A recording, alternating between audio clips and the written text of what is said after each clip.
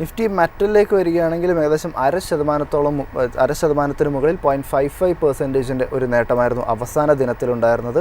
പരിശോധിക്കുകയാണെങ്കിൽ 10,092 എന്ന് പറഞ്ഞൊരു നിരക്കിലായിരുന്നു നിഫ്റ്റി മെറ്റലിൽ ഒരു ക്ലോസിംഗും ഉണ്ടായിരിക്കുന്നത്. നിലവിൽ നിഫ്റ്റി മെറ്റൽ നമ്മൾ അനലൈസ് ചെയ്യുകയാണെങ്കിൽ ശ്രദ്ധിച്ചിരിക്കേണ്ട ഒരു സപ്പോർട്ട് ആൻഡ് റെസിസ്റ്റൻസ് ഏതൊക്കെയാണ്? ഈ മാർക്കറ്റ് കറക്ഷനിൽ സസ്റ്റെയിൻ ചെയ്തൊരു മേഖലയാണ് മെറ്റൽ സൂചിക.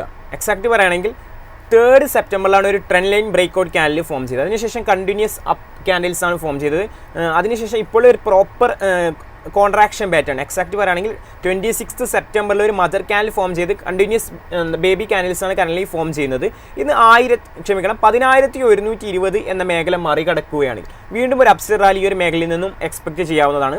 കറൻലി വാച്ച് ചെയ്യാൻ പറ്റുന്ന ഒരു മേഖലയാണ്. അതായത് ടെക്നിക്കലി സ്ട്രോങ് സ്റ്റേറ്റിലുള്ള പല സ്റ്റോക്കുകളും ഇപ്പോൾ ഈ ഒരു മേഖലയിൽ ട്രേഡ് ചെയ്യുന്നുണ്ട്. ട്രെൻഡ് റിവേഴ്സൽ റാലീസും നമുക്ക് മെറ്റൽ മേഖലയിൽ നിന്നും ലഭിക്കുന്നുണ്ട്. അതുകൊണ്ട് തന്നെ ക്ലോസ്ലി വാച്ച് ചെയ്യേണ്ട ഒരു മേഖലയായിട്ടാണ് അനലിസ്റ്റുകൾ പങ്കുവെക്കുന്നത്.